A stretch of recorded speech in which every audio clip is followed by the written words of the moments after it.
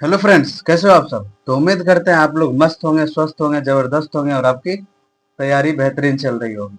तो आज के ईवीएस की क्लास में हम कुछ महत्वपूर्ण प्रश्न करने वाले हैं और इस क्लास से आपके 3 से 4 नंबर कंफर्म हो जाएंगे, है ना। तो चलिए क्लास को स्टार्ट करें। पहला प्रश्न कह रहा है, ठोस अवशिष्ट पदार्थ के निस्तारण की निम्नलिखित विधियों में से किस विधि से वायु में प्रदूषण फैलता है। भूमि की भराई, कंपोस्ट या फिर कृमियों से खाद बनाना या फिर भस्म करना। फटाफट कमेंट बॉक्स में आप लोग आंसर करेंगे और क्लास में लास्ट तक बने रहेंगे, है ना, ताकि आपको पता चले कि आप 30 प्रश्न में से कितने स्कोर कर पा रहे हैं।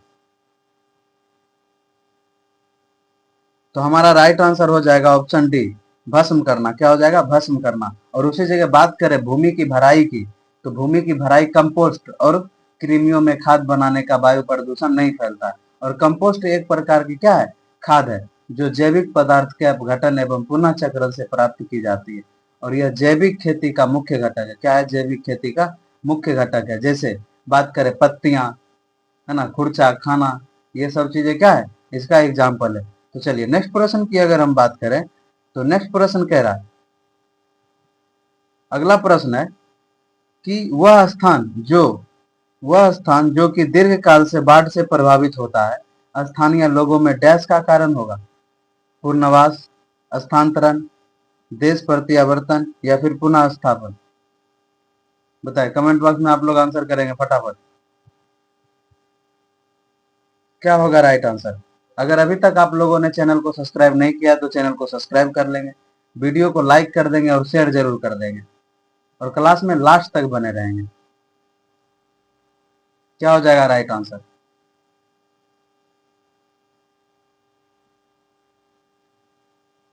तो हमारा राइट आंसर भी हो जाएगा, स्थानांतरण हो जाएगा। क्या हो जाएगा? स्थानांतरण हो जाएगा। और उसी जगह हम बात करें शारीरिक पुनर्वास की, जिसमें आरंभिक पहचान, है ना, और उपचार परामर्श, चिकित्सा की बात हम करें, मदद का उपकरण क्या होता है? प्रावधान होता है। और इसमें पूर्णवास कर्मचारियों का विकास भी क्या होते हैं? शामिल होते हैं। और उसी जगह बात करें व्यवसायिक शिक्षा समेत शैक्षणिक पुनर्वास भी होता है। इन सब चीजों के लिए लोग क्या करते हैं? स्थानांतरण करते हैं, एक जगह से दूसरे जगह जा, जाते हैं। और आर्थिक पुनर्वास की बात करें, और कुछ चीजें ऐसी होती है जिसमें आर्थिक कंडीशन की वजह से लोग क्या करते हैं? एक स्थान से दूसरे स्थान चले जाते हैं, है ना। जैसे दिल्ली, पंजाब, हरियाणा, लुधियाना, है ना, ये सब, इन सब जगहों पे जाना क्या हो गया? लोगों का आर्थिक स्थिति के वजह से वो लोग जाते हैं। चलिए नेक्स्ट प्रश्न की अगर हम बात करें, तो अगला प्रश्न कह रहा है टेपियोका। टेपियोका का दूसरा नाम क्या है? मूली, कप्पा, अदरक, शकरकंद। बताएं क्या होगा राइट आंसर? तो टेपियोका की बात हम करें तो टेपियोका कहाँ उगाया जाता है? तो टेपियोका केरल में उगाया जाता है। कहाँ? केरल में उगाया जाता है ना। टेपियोका कहाँ उगाया जाता है? तो केरल में उगाया जाता है। और टेपियोका की दूसरी नाम की अगर हम बात करें, तो आप लोग कमेंट बॉक्स में आंसर करेंगे टेपियोका को दूसरी नाम किस नाम से जाना जाता है? दूसरा नाम, तो टेपियोका का दूसरा नाम कप्पा हो जाएगा। क्या हो जाएगा? कप्पा हो जाएगा। और उसी जगह बात करें टेपियोका, पेड़ का वह हिस्सा जो जमीन के अंदर रहता है, जड़ कहलाता है। क्या कहलाता है? जड़ कहलाता है। और उसी जगह बात करें पेड़ के जमीन से ऊपर का हिस्सा जो मोटा होता है, तना कहलाता है। और तना के ऊपर का हिस्सा टहनी और पत्तियां होती है ना। इन सब बेसिक चीजों पे आप लोग क्या करेंगे? ध्यान देंगे। और जड़ पेड़ों को सहारा देने का साथ साथ, है ना, जड़ जो है पेड़ों को सहारा देने के साथ साथ जो है जल ऊपरी भाग तक भी क्या करता है? पहुंचाता है। और पर्यावरण के जैव घटकों में पेड़ पौधे, जीव जंतु, है ना, ये सब सारे चीजें आते हैं। और जबकि अजैव घटकों में क्या आते हैं? वायु, जल, मृदा, है ना, ये सब चीजें क्या है? अजैविक में आता है। बायोटिक, अबायोटिक के बारे में तो आप लोग जानते ही होंगे। चलिए नेक्स्ट प्रश्न की अगर हम बात करें, तो नेक्स्ट प्रश्न कह रहा है कि हांगकांग में निम्नलिखित में से कौन सा भोजन लोकप्रिय है? सोमजन, लिंगुफेन, मापू टोपू या फिर सुशी। तो हांगकांग की अगर हम बात करें, तो हांगकांग का मुख्य भोजन क्या है? चावल, मांस, चिकन और सुअर के मांस जैसे विभिन्न मांसाहारी व्यंजनों के साथ क्या होता है? किया जाता है। और हांगकांग की अगर हम बात करें तो हांगकांग से क्या प्रसिद्ध है, लिंग हू फेन जो है हांगकांग से प्रसिद्ध है ना। राइट आंसर क्या हो जाएगा, B is the right answer हो जाएगा। आप लोग इसे क्या करेंगे, याद रखेंगे। हमें नहीं लगता आपको कोई तकलीफ होती होगी इसे याद रखने में। तो चलिए नेक्स्ट प्रश्न की अगर हम बात करें तो नेक्स्ट प्रश्न कह रहा 5 नंबर का प्रश्न है, किस प्रकार के पक्षी की चोंच मीट को काटने और खाने के काम आती है। तिकोने आकार की चोंच, सीधी और पतली चोंच, या फिर हुक जैसी चोंच, या लंबी पतली सुई जैसी चोंच।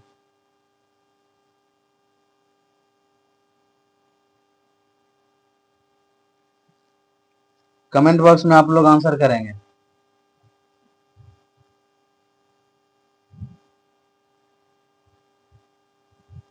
क्या हो जाएगा, तो हुक जैसी चोंच जो होती है वो मीट को काटने और फाड़ने में क्या होती है, उपयोगी होती है। और उसी जगह बात करें गौरैया का भोजन, तो गौरैया प्राकृतिक रूप से मांसाहारी होते हैं। क्या होते हैं गौरैया, गौरैया जो होते हैं,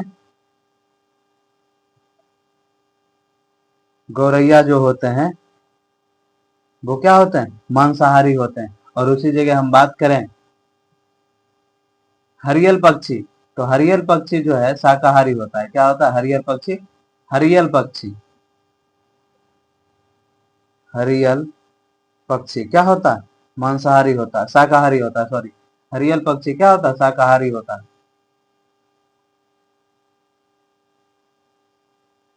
चलिए नेक्स्ट प्रश्न की अगर हम बात करें तो नेक्स्ट प्रश्न की अगर हम बात करें तो नेक्स्ट प्रश्न हमारा है 6 नंबर का प्रश्न कह रहा है, 6 नंबर का प्रश्न कह रहा है, एक अध्यापिका को कक्षा 4 के बच्चों को शीघ्रता से बनने वाले नाश्ते के संबंध में कक्षा में पढ़ाना है। शीघ्रता से कौन सा व्यंजन तैयार हो जाएगा, शीघ्रता से मतलब जल्दी से कौन सा व्यंजन तैयार हो जाएगा। अंडे का सैंडविच, इसमें तो टाइम लगता है, डोसा इसमें भी टाइम है ना, कस्टर्ड इसमें भी, और भेलपूरी। बताएंगे कौन सा राइट आंसर हो जाएगा।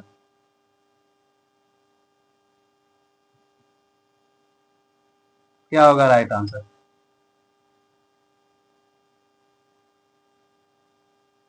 तो हमारा राइट आंसर हो जाएगा bhelpuri. Option D is the right answer. और उसी जगह बात करें पोषण प्रकरण की, तो पढ़ाते समय शिक्षार्थियों के टिफिन बॉक्स उनके द्वारा खुलवा करके घर से क्या है, खुलवा करके उसके घर से ले आने के लिए अवलोकन करने को कहना, और तत्पश्चात व्याख्या करना सर्वाधिक उपयुक्त होता है। और उसी जगह बात करें आलू प्याज और लहसुन की, तो आलू प्याज लहसुन क्या है, तना है। और मूली की बात करें तो मूली क्या है, जड़ है ना, आप लोग याद रखेंगे। और प्याज की बात करें तो प्याज सल्क पत्र, क्या है, सल्क पत्र है। पत्ते जैसी संरचना होती है ना प्याज में, ऐसा ऐसा, है ना। तो इसी को क्या बोलते हैं, इसी को सल्क बोलते हैं। क्या बोलते हैं, सल्क बोलते हैं, है ना। क्या बोलते हैं, सल्क बोलते हैं। चलिए नेक्स्ट प्रश्न की अगर हम बात करें तो अगला प्रश्न है, अगला प्रश्न कह रहा पटचित्र की कला किस राज्य की परंपरागत पेंटिंग हस्तशिल्प है। मध्य प्रदेश, गुजरात, ओडिशा, महाराष्ट्र। बताएंगे। तो पटचित्र की अगर हम बात करें तो पटचित्र जो है ये कहाँ होता है, तो पटचित्र जो है ये उड़ीसा में होता है। कहाँ होता है, उड़ीसा में होता है। और उसी जगह बात करें पटचित्र शब्द का उपयोग आमतौर पर पारंपरिक, है ना, कपड़ा आधारित स्क्रॉल पेंटिंग के लिए किया जाता है। किसके लिए, स्क्रॉल पेंटिंग के लिए किया जाता है। और यह कला ओडिशा और पश्चिम बंगाल के राज्य में काफी क्या है, प्रचलित है। और इसी कला को जटिल विवरण और उसमें निहित पौराणिक आख्यानों को लोक कथाओं के लिए जाना जाता है। और मधुबनी चित्रकला की अगर हम बात करें तो मधुबनी चित्रकला मिथिला पेंटिंग, मिथिला क्षेत्र जैसे बिहार के दरभंगा, पूर्णिया, सहरसा, मुजफ्फरपुर, मधुबनी, नेपाल के कुछ क्षेत्र की प्रमुख चित्रकला, है ना। और प्रारंभ में रंगोली के रूप में रहने के बाद यह कला धीरे धीरे आधुनिक रूप में कपड़ों, दीवारों एवं कागज पर क्या है, उतर आया है ना। चलिए नेक्स्ट प्रश्न की अगर हम बात करें तो अगला प्रश्न है, अगला प्रश्न कह रहा है महामारी के दौर में चिकित्सकों ने विटामिन सी से भरपूर भोजन करने का परामर्श दिया। उस समूह को चुनिए जिसमें विटामिन सी की प्रचुर मात्रा है। ब्रोकली, सोयाबीन, काली मिर्च, स्ट्रॉबेरी, संतरा, सोयाबीन, दूध, स्ट्रॉबेरी, नींबू, ब्रोकली, स्ट्रॉबेरी, नींबू, है ना। तो दूध की बात करें तो इसमें क्या होता है, केसिन प्रोटीन होता है। क्या होता है, केसिन प्रोटीन होता है ना।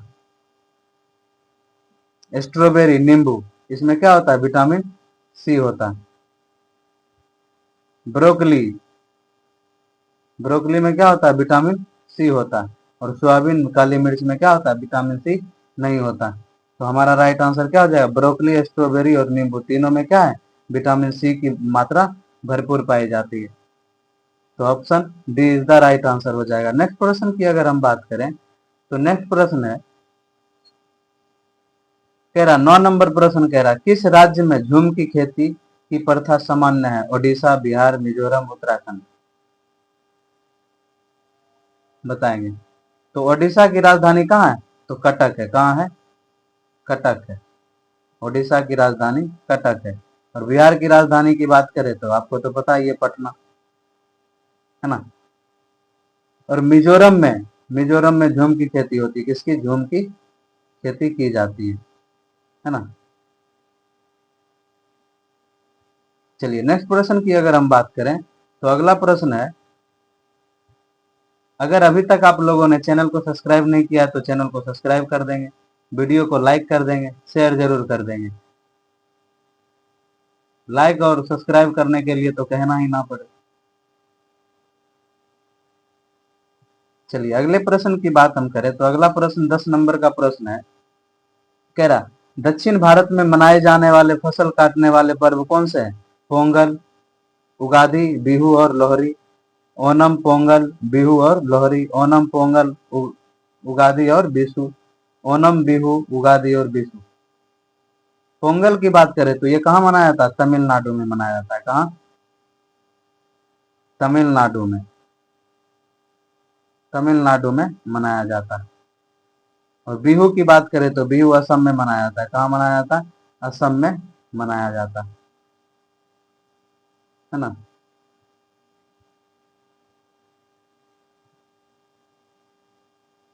और ओनम की बात हम करें तो ओनम कहाँ मनाया जाता है,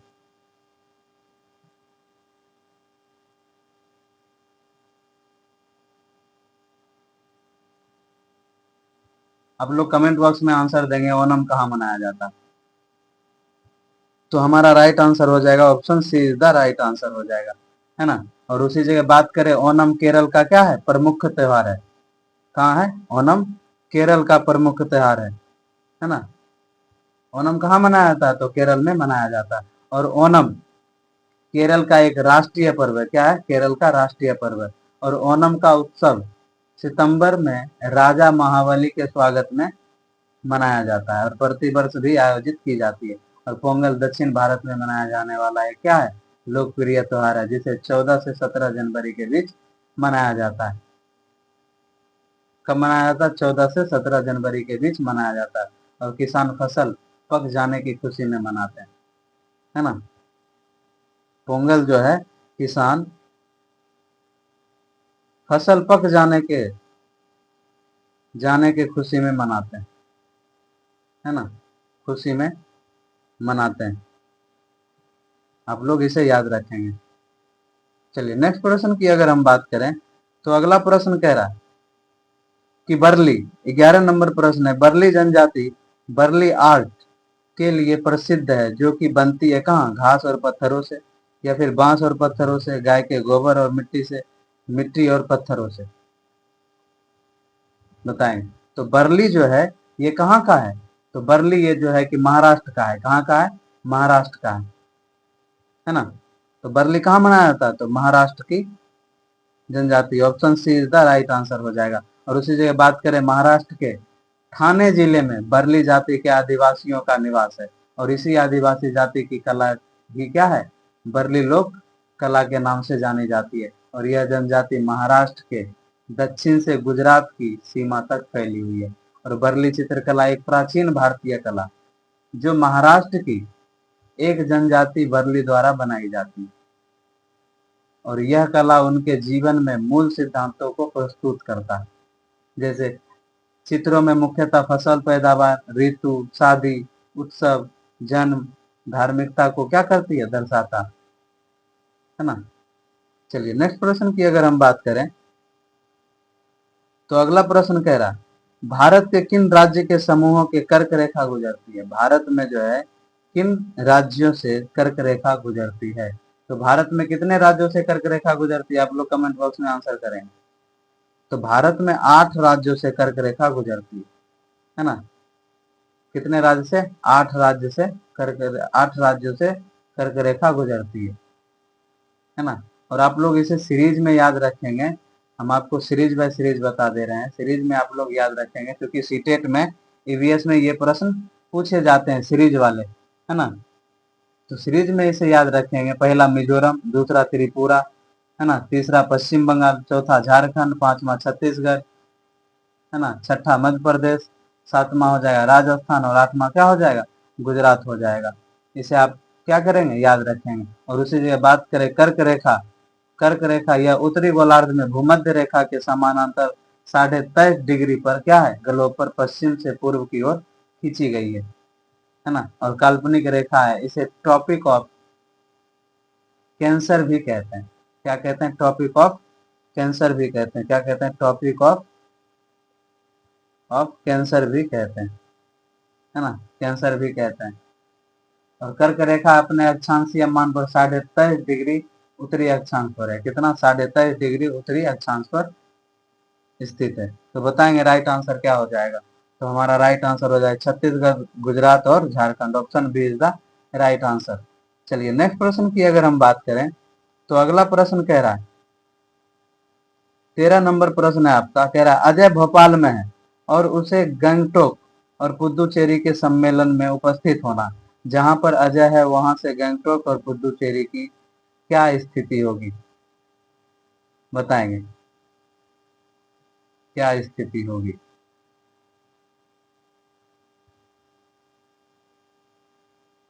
ये हमारा क्या हो जाएगा, पूर्व हो जाएगा, ये पश्चिम हो जाएगा, और ये उत्तर हो जाएगा, और ये दक्षिण हो जाएगा। क्या हो जाएगा, दक्षिण हो जाएगा।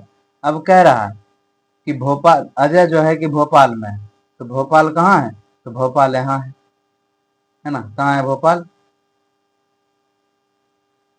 भोपाल कहाँ है, तो भोपाल यहाँ है ना। और वो जाएगा कहाँ, सॉरी अजय कहाँ है, अजय यहाँ है। और भोपाल कहाँ है, तो भोपाल यहाँ है ना, भोपाल यहाँ है। और भोपाल यहाँ है तो ये दूरी क्या हो जाएगी, ये पुदुचेरी हो जाएगी। क्या हो जाएगी, पुदुचेरी हो जाएगी, पुदुचेरी हो जाएगी, है ना। और गैंगटॉक, तो गैंगटॉक जो है कि कहाँ आ जाएगी, यहाँ आ जाएगी गैंगटॉक, गैंगटॉक, है ना, गैंगटॉक यहाँ आ जाएगी। अब कह रहा कि अजय जो है, अजय जो है वहां से गैंगटॉक और पुदुचेरी की क्या स्थिति होगी, है ना। कमेंट बॉक्स में आप लोग आंसर करेंगे क्या स्थिति होगी।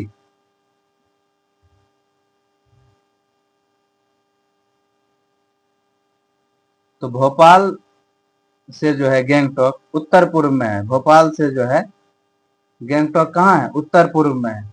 ये उत्तर हमारा और ये पूर्व हो जाएगा। तो ये उत्तर और पूर्व के बीच में क्या है, गैंगटॉक है। और उसी जगह बात करें भोपाल से पुदुचेरी क्या है, भोपाल से, है ना, भोपाल से पुदुचेरी की बात हम करें तो भोपाल से पुदुचेरी कहाँ है, तो दक्षिण पूर्व में है। कहाँ है, दक्षिण पूर्व में है। ये भोपाल यहाँ है तो दक्षिण पूर्व हो जाएगा। क्या हो जाएगा, ये पूर्व गया और ये कहाँ आया, दक्षिण आया। और कहाँ है, यहाँ भोपाल है तो दक्षिण पूर्व हो जाएगा, है ना। तो हमारा राइट आंसर क्या हो जाएगा, option C is the right answer, उत्तर पूर्व और दक्षिण पूर्व हो जाएगा। चलिए नेक्स्ट प्रश्न की अगर हम बात करें तो अगला प्रश्न है 14 नंबर का प्रश्न, कह रहा निम्नलिखित में से कौन सा सबसे छोटा प्रवासी पक्षी है जो उत्तरी ध्रुवीय क्षेत्र से भारत आता है। उत्तरी ध्रुवीय क्षेत्र से कहाँ आता है, भारत आता है। सिख पर बत्तख, या फिर छोटी मत्स्य कुर्री, या फिर हंसवार, या फिर छोटी जलरानी। क्या होगा राइट आंसर? कमेंट बॉक्स में आप लोग आंसर करेंगे। अभी तक आप लोगों ने वीडियो को अगर लाइक नहीं किया तो वीडियो को लाइक कर लें और क्लास में लास्ट तक बने रहेंगे, है ना, ताकि आपकी स्कोर पता चले कि आप कितने स्कोर कर पा रहे हैं। और ये सारे के सारे प्रश्न प्रीवियस ईयर के प्रश्न हैं, जो पूछे गए प्रश्न हैं सारे। क्या होगा राइट आंसर? तो छोटी जल रंग हो जाएगी। क्या हो जाएगी? छोटी जल रंग हो जाएगी, है ना। Option D is the right answer हो जाएगा। और उसी जगह बात करें, 360 प्रजातियां हैं जो हमिंग बर्ड की दुनिया का सबसे छोटा पक्षी माना जाता है। और हमिंग बर्ड यही वो पक्षी है जो पीछे की ओर भी उड़ता है। कहाँ उड़ता है? पीछे की ओर उड़ता है। कौन? हमिंग बर्ड, है ना।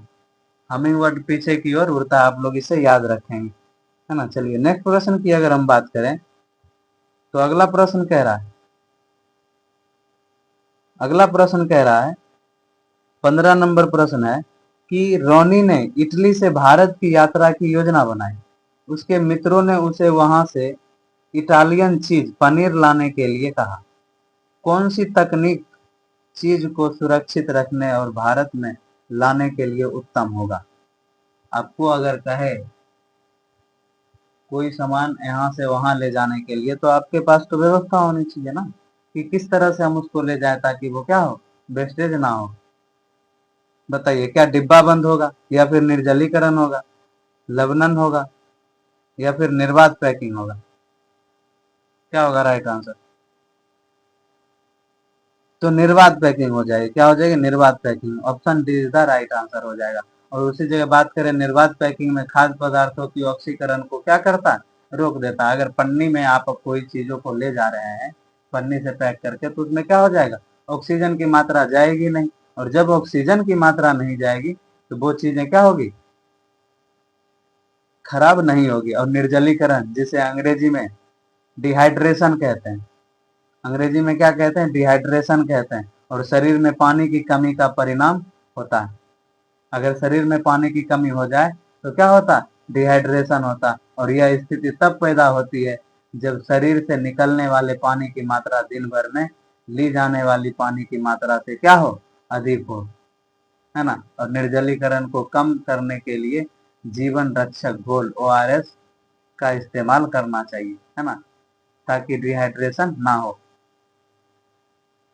चलिए नेक्स्ट प्रश्न की अगर हम बात करें तो अगला प्रश्न कह रहा है, 16 नंबर का प्रश्न है, ऑनलाइन कक्षाओं की अवधि में एक ईवीएस शिक्षिका दृष्टि बाधित विद्यार्थी का कैसे शिक्षण करेगी? अब जिसे दृष्टि बाधित का मतलब है कि जो बच्चा देख नहीं पाता है उसका शिक्षण कैसे करेगी? क्या आवाज से संदेश साझा करके? हाँ, वो तो देख नहीं सकता पर सुन तो सकता। ढेर सारी मौखिक व्याख्या का उपयोग करके? बिल्कुल। सहपाठी के द्वारा व्याख्या करके? बिल्कुल। ठोस अनुभवों का उपयोग करना? बताएं क्या क्या होगा राइट आंसर? तो ठोस अनुभवों का उपयोग करना नहीं होगा, क्योंकि ठोस अनुभवों का उपयोग अगर आप कर रहे हैं तो वो आंशिक रूप से क्या है? कमजोर है। दृष्टि बाधित वो बच्चे हैं, है ना, तो वो क्या करेगा? ठोस अनुभवों को नहीं कर पाएगा। तो option A is the right answer हो जाएगा। 1 2 3 इज द राइट आंसर। चलिए नेक्स्ट प्रश्न की अगर हम बात करें तो अगला प्रश्न कह रहा, पिछला प्रश्न हमारा दृष्टि बाधित था और ये प्रश्न हमारा श्रवण बाधित है ना। श्रवण बाधित का मतलब होता है सुनने में कठिनाई।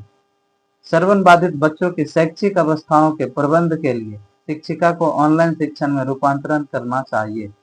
ऑनलाइन कक्षा के दौरान विशेष शिक्षक की सहायता लेकर, केवल उनके लिए ऑफलाइन कक्षा का प्रबंधन करके, या फिर उप शीर्षकों और साथ साथ अनुशीर्षकों को अपने वीडियो और पीपीटी से जोड़ना, अधिक दृश्यों का उपयोग करना। बताएं क्या होगा राइट आंसर? तो ऑनलाइन कक्षा के दौरान विशेष शिक्षण की सहायता लेकर, है ना, और केवल उनके लिए ऑफलाइन कक्षा का प्रबंध करके, या फिर उप शीर्षकों और साथ साथ अनुशीर्षकों को अपने वीडियो और पीपीटी से जोड़ करके, या फिर अत्यधिक दृश्यों का उपयोग करके, है ना? क्या होगा? तो हमारा 1 2 3 4 क्या हो जाएंगे? चारों right answer. Option C is the right answer हो जाएगा। अगले प्रश्न की अगर हम बात करें तो अगला प्रश्न कह रहा कि सेवा पूर्व, 18 नंबर का प्रश्न है, सेवा पूर्व शिक्षक अपने नैतिक मूल्य, व्यक्तित्व हित और अभिरुचि को जानने के लिए उपयोग करेंगे रचनात्मक आकलन उपकरणों का, योगात्मक आकलन उपकरणों का, या फिर स्व आकलन उपकरणों का, या फिर रचनात्मक और योगात्मक आकलन उपकरणों का।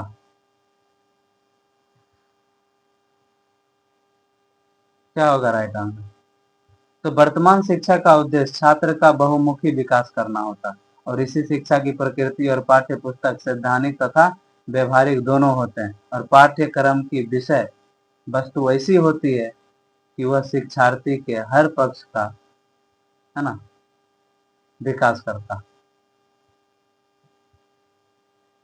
है ना, विकास करने वाला होना चाहिए। तो हमारा राइट आंसर क्या हो जाएगा? तो हमारा राइट आंसर हो जाएगा option C is the right answer, स्व आकलन उपकरणों का। चलिए नेक्स्ट प्रश्न की अगर हम बात करें तो अगला प्रश्न है, अगला प्रश्न कह रहा है 19 नंबर का प्रश्न है कि एक ईवीएस अध्यापक ने अंकुरण विधि को समझाने के लिए विद्यार्थियों को घर के लिए एक क्रियाकलाप देने का निश्चय किया। निम्नलिखित में से सबसे उपयुक्त कौन सा क्रियाकलाप है? चित्र के साथ चार्ट तैयार करना, बीज को गमले में लगाना, मूंग से अंकुर को निकालते हुए देखना, वीडियो क्लिप दिखाना।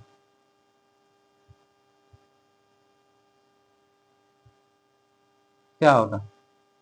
एक ईवीएस अध्यापक ने अंकुरण विधि को समझाने के लिए विद्यार्थी को घर के लिए एक क्रियाकलाप देने का निश्चय किया। निम्नलिखित में से सबसे उपयुक्त कौन सा होगा?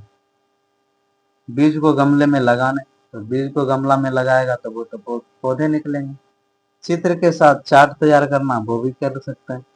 मूंग से अंकुरण को निकलते हुए जब बच्चे करेंगे, देखेंगे, तो उससे क्या होगा? मूंग से जब अंकुरण को निकलते हुए बच्चे जब अवलोकन करेंगे तो उससे क्या होगा? बेहतर सीखेगा, समझेगा। तो option C is the right answer हो जाएगा। चलिए नेक्स्ट प्रश्न की अगर हम बात करें तो अगला प्रश्न है, अगला प्रश्न कह रहा है 20 नंबर का प्रश्न है, एक ईवीएस की अध्यापिका ने अपने कक्षा 3 के छात्रों को अपनी छत या खुले क्षेत्र में अन्न को कटोरे में रखने के लिए कहा। उसके बाद उसने उनको एक आंकड़े की शीट तैयार करने के लिए कहा जिसमें वे उस भोजन अन्न को खाने के लिए आने वाले पक्षियों का ब्यौरा देंगे। इस क्रियाकलाप का उद्देश्य क्या है? छात्रों को घर में व्यस्त रखना, छात्रों को उन पक्षियों के लिए संवेदनशील करना जो कि लुप्त होने के कगार पर है, या फिर पक्षियों की जातियों और उनके खान पान की आदतों के लिए अवलोकन कौशल का विकास करना, या फिर जीवित प्राणियों के प्रति सहानुभूति उनके मन में बैठाना। क्या होगा राइट आंसर? तो हमारा right answer option C is the right answer हो जाएगा, है ना। परजीवी जो पूर्णतः दूसरे पर क्या होते हैं? निर्भर होते हैं। और सहजीवी की अगर हम बात करें तो साथ साथ जीने वाले अर्थात एक दूसरे से सहयोग से जीने वाले क्या हैं? सहजीवी हैं। जैसे अमरबेल की अगर हम बात करें तो अमरबेल का भी फायदा है और जिस पेड़ पे वो लगा रहा था उस पेड़ को भी फायदा। और मृत जीवी की बात हम करें तो ऐसे जीव जो मृत जीवों को खाकर अपना जीवन जीता है, क्या कहलाता? मृत जीव कहलाता है। ऐसे जीव जो मृत जीवों को खाकर अपना जीवन जीता है, क्या कहलाता है? तो मृत जीव कहलाता है ना। और एक दूसरे के सहयोग से जीने वाले क्या कहलाते हैं? सहजीवी कहलाते हैं, है ना। और हमेशा दूसरों पर निर्भर रहने वाला क्या कहलाएगा? तो परजीवी कहलाएगा। आप इसे याद रखेंगे। चलिए नेक्स्ट प्रश्न की अगर हम बात करेंगे तो अगला प्रश्न कह रहा है 21 नंबर प्रश्न है, एक अध्यापक ने कक्षा में हमारे देश के उत्सवों पर विचार विमर्श किया। विभिन्न संस्कृतियों के बावजूद कुछ उत्सव आम हैं और पूरे देश में मनाए जाते हैं। वह कौन सी संकल्पना का कक्षा में विचार करने की कोशिश कर रही है या फिर कर रहा है? हमारे जीवन में उत्सवों के मूल्य, विभिन्न संस्कृतियों में एकता, उत्सवों में कोई सांस्कृतिक या फिर प्रादेशिक अवरोधन नहीं होता, या फिर उत्सव हमें शांति और आनंद देता। बताएं क्या होगा राइट आंसर। तो हमारा राइट आंसर हो जाएगा हमारे जीवन में उत्सवों का मूल्य, option A is the right answer. और उसी जगह बात करें कुछ उत्सव और कुछ राज्य की, अगर हम बात करें तो लद्दाख की अगर हम बात करें तो लद्दाख में कौन सा उत्सव मनाया जाता है, तो सिंधु दर्शन मनाया जाता है। क्या मनाया जाता है, सिंधु दर्शन मनाया जाता है। और उसी जगह ओडिशा की अगर हम बात करें, ओडिशा में नुआई खाई मनाया जाता है। क्या मनाया जाता है, नुआई खाई मनाया जाता है। ओडिशा में, ओडिशा में नुआई खाई, क्या होगा, नुआई खाई मनाया जाता है। और त्रिपुरा की बात करें तो खर्ची पूजा, है ना। त्रिपुरा में कौन सा उत्सव, तो खर्ची पूजा। और बिहार को तो आपको पता ही है, बिहार में कौन सा, तो बिहार में छठ पूजा। चलिए नेक्स्ट प्रश्न की अगर हम बात करें तो अगला प्रश्न कह रहा है, एक ग्रामीण विद्यालय की अध्यापिका भोजन संरक्षण की तकनीकियों का शिक्षण दे रही है, उसके लिए उत्तम युक्ति होगी क्या, अपने आप विभिन्न संरक्षण विधियों के प्रतिरूपों का चार्ट बनाकर उसका उपयोग करना, या फिर भोजन के उन नमूनों का प्रदर्शन करना जिन्हें संरक्षित किया जाता, या फिर विभिन्न संरक्षण विधियों का पावर पॉइंट प्रस्तुतिकरण करना, या फिर छोटे छोटे वीडियो क्लिप दिखाना, या फिर अड़ोस पड़ोस में क्षेत्रीय भ्रमण का आयोजन करके घरों में उपयोग होने वाली संरक्षण विधियों का अवलोकन करना। क्या होगा, तो अड़ोस पड़ोस में क्षेत्रीय भ्रमण का आयोजन करके घरों में उपयोग होने वाली संरक्षण विधियों का अवलोकन करना। तो option D is the right answer हो जाएगा। और उसी जगह हम बात करें, उसी जगह बात करें खिड़की से हवा का आवागमन होता है तथा प्रकाश घर में पहुंचता है, और इससे घरों का क्या होता है, वातावरण ताजा बना रहता है। और घरों में खिड़कियां बनाई जाती है हवा और प्रकाश के आवागमन के लिए, है ना। किसके लिए, हवा और प्रकाश के आवागमन के लिए बनाई जाती है। अगला प्रश्न है, अगर अभी तक आप लोगों ने चैनल को सब्सक्राइब नहीं किया है तो चैनल को सब्सक्राइब कर लेंगे, लाइक कर देंगे, शेयर जरूर कर देंगे, है ना। और हमारी क्लास डेली शाम 6:30 बजे, शाम 6:30 बजे सीडीपी की क्लास होती है ना। और 8 बजे सुबह हमारी ईवीएस की क्लास, ये जो क्लास चल रही है ये 8 बजे सुबह डेली ईवीएस की क्लास होती है। और 1 बजे दोपहर में हमारी हिंदी पेडागोजी की क्लास होती है। तो आप लोग जुड़ना ना भूलें, है ना। और आप लोग हमेशा क्लास करते रहेंगे और आपकी रिजल्ट बेहतर होगी, गारंटी, है ना। बताएंगे, कह रहा है 23 नंबर प्रश्न कह रहा है, एक ईवीएस पर्यावरण अध्ययन की शिक्षिका एनसीईआरटी के एक पाठ दूसरी फुलवारी पढ़ा रही है, शिक्षण के लिए वह निम्न में से किस संसाधनों का उपयोग कर सकती है, भारत का मानचित्र, मधुबनी चित्रकला, विभिन्न स्थानीय फूड, या फिर कार्यपत्र।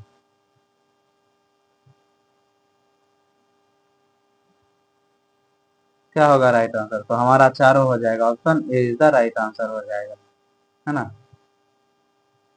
चलिए नेक्स्ट प्रश्न की अगर हम बात करें तो अगला प्रश्न है 24 नंबर प्रश्न कह रहा है, कक्षा के 4 विद्यार्थियों को अनधिकार शिखर से प्रति संवेदनशील करने के लिए निम्नलिखित में से कौन सी विधि प्रभावकारी है, वाद विवाद करवाना, समाचार पत्र की क्लिपिंग दिखाना, पोस्टर प्रस्तुति, या फिर नारे लिखना। क्या होगा, तो ईवीएस की पढ़ाई में कक्षा में प्रश्नोत्तर तकनीक का सर्वोत्तम उपयोग किया जाता है, शिक्षार्थी में सीखने की जिज्ञासा उत्पन्न करने के लिए किया जाता है, क्योंकि प्रश्नोत्तर तकनीक में द्विदिशीय संचार संभव होता है ना। और सभी जिज्ञासा का क्या है, तुरंत समाधान किया जाता है। और ईवीएस की पढ़ाई प्रश्नोत्तर द्वारा ज्ञान के विकास का परीक्षण भी होता है, और इसके साथ ही प्रत्येक विषय के सूक्ष्म दृष्टिकोण को भी जाना जाना संभव होता है ना। बताएं क्या होगा राइट आंसर। तो हमारा राइट आंसर हो जाएगा समाचार पत्र की क्लिपिंग दिखाना, option B is the right answer हो जाएगा। अगले प्रश्न की अगर हम बात करें तो अगला प्रश्न कह रहा है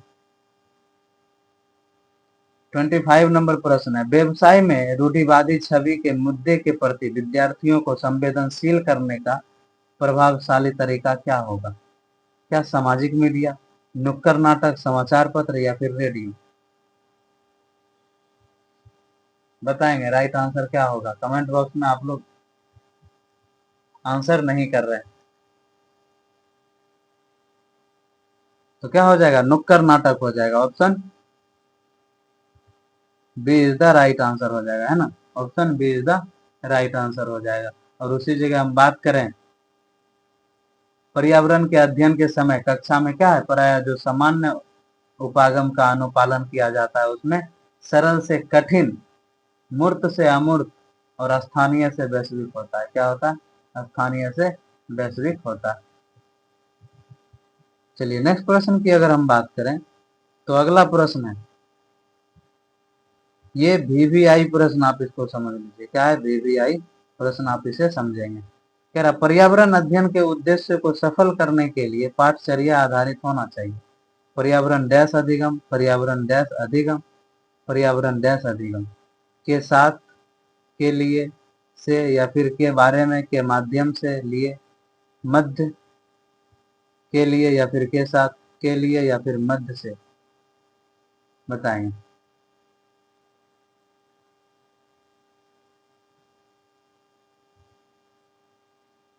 तो पर्यावरण के बारे में, के माध्यम से और के लिए, पर्यावरण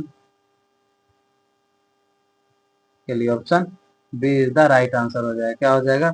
B is the right answer हो जाएगा।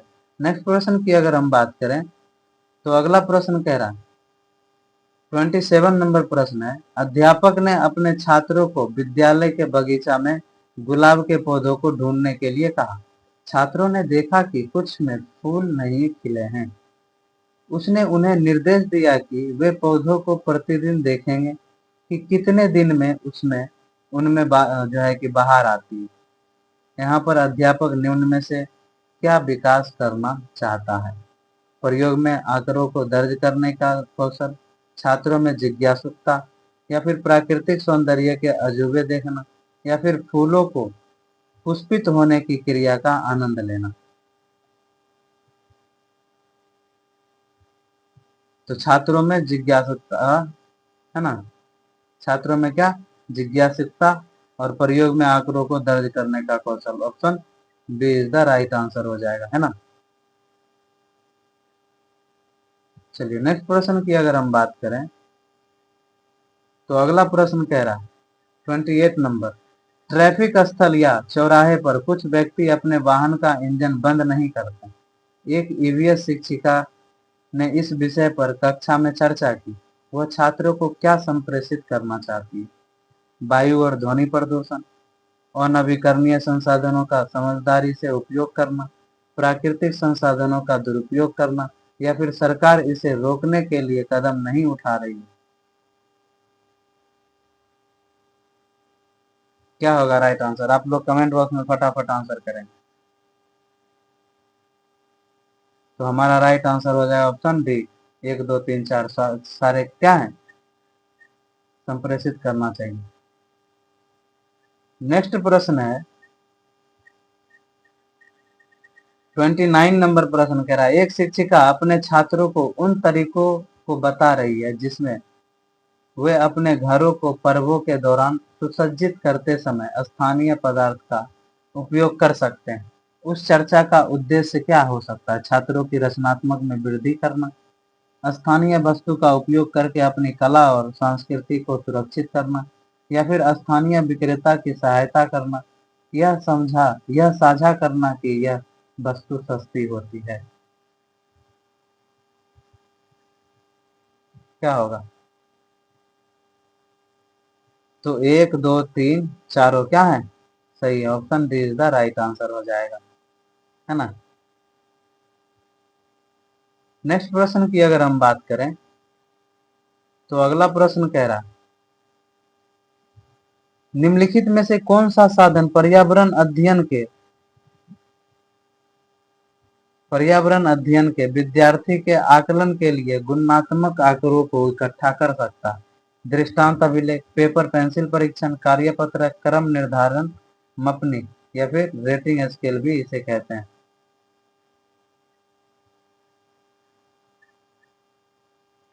तो क्या हो जाएगा? दृष्टांत अभिलेख हो जाएगा। Option A is the right answer. और उसी जगह बात करें कि मौखिक प्रश्न से बच्चों की सामाजिक व्यक्तिगत विशेषताओं का क्या होता है? आकलन किया जा सकता है, जबकि अन्य से लिखने की क्षमता का आकलन हो सकता है। और सामाजिक विज्ञान के अध्ययन में प्रश्न पूछना एक महत्वपूर्ण भाग है। इसमें चर्चा एवं अभिव्यक्ति के माध्यम से छात्रों का क्या होता है? विषय संबंधित ज्ञान अधिक सुदृढ़ तथा व्यापक बनता है। तो option A is the right answer हो जाएगा। तो आज हमारा ये लास्ट प्रश्न था आज का। क्लास कैसी लगी आप लोग कमेंट बॉक्स में जरूर बताएंगे। और आज आप लोग कितने स्कोर कर पाए हैं कमेंट बॉक्स में जरूर लिखेंगे, है ना।